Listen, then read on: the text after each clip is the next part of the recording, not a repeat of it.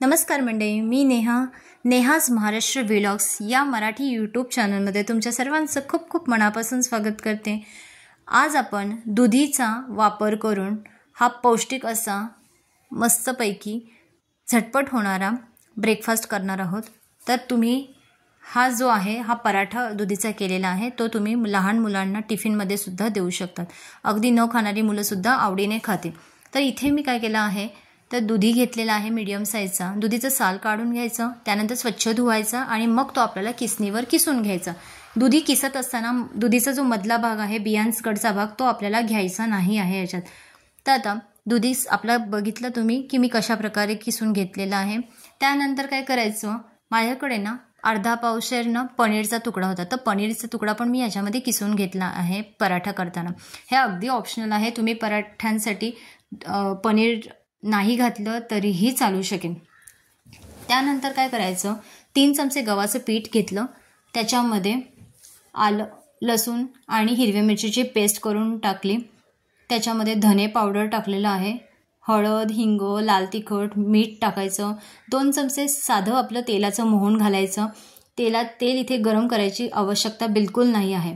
तर आता तेल चांगलं सगळीकडनं चोळून घ्यायचं पिठाला आणि त्यानंतर जसं आपल्याला हवं तसंच आपल्याला इथे पाण्याचा अंश ॲड करायचा आहे, कारण ऑलरेडी दुधीमध्ये पाणी असतं। तर त्यामुळे तुम्ही जास्त पाणी ॲड कराल तर दुधीमुळे काय होईल, सगळं पातळ होईल हे पीठ। त्यामुळे जसं पाणी लागतं तसंच आपल्याला इथे पाणी ॲड करून घ्यायचं आहे।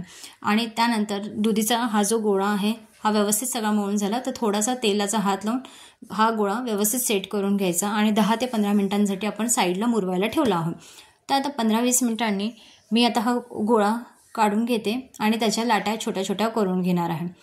तर आता आपण थोडासा हाताचा जो तळवा असतो तळव्याला थोडंसं तेल लावून घ्यायचं आणि याच्या मीडियम साईजच्या लाट्या आपण करून घेणार आहोत।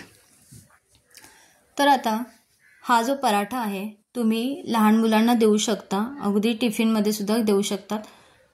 त्याशिवाय घरीसुद्धा अगदी आवडीने ही लहान मुलं खातील।